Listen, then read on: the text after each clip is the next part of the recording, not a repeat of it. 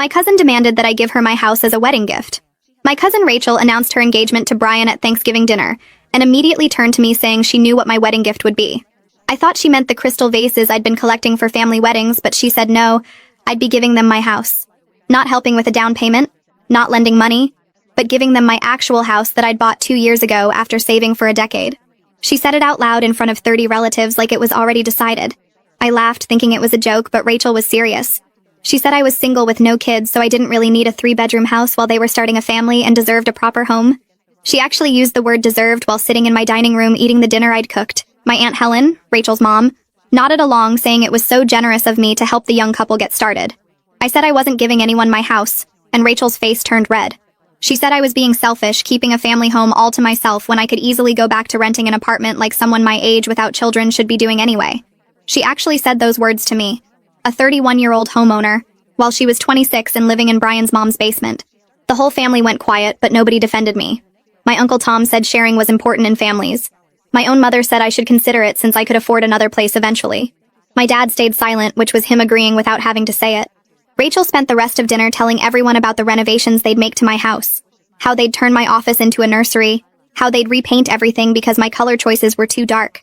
She was planning my house like she already owned it. After dinner, Rachel pulled me aside and said she'd already told Brian's family that I was giving them a house as a wedding gift, so I couldn't back out now without making her look like a liar. She said his parents were so impressed that her family was generous enough to provide housing. She'd apparently been bragging for weeks about her rich cousin who owned property, and was going to set them up for life. She said if I didn't follow through, Brian's family would think she came from trash who made false promises.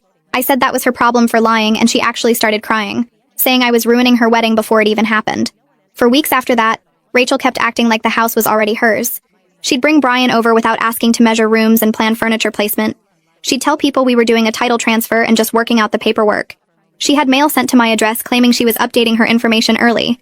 She even told the neighbors she'd be moving in after the wedding and asked them about the neighborhood association rules. Brian's family started contacting me about the house too. His mother called thanking me for my generosity and asking about property taxes. His father sent me an email about transferring utilities and whether the roof had been recently replaced. They were all discussing my property like it was a done deal. Rachel had convinced everyone I'd agreed to this insane plan. The breaking point was when Rachel sent me a realtor she wanted me to use to handle the transfer.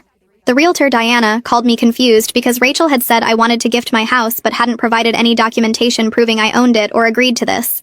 Diana said she needed to see the deed and my written consent before proceeding. That gave me an idea.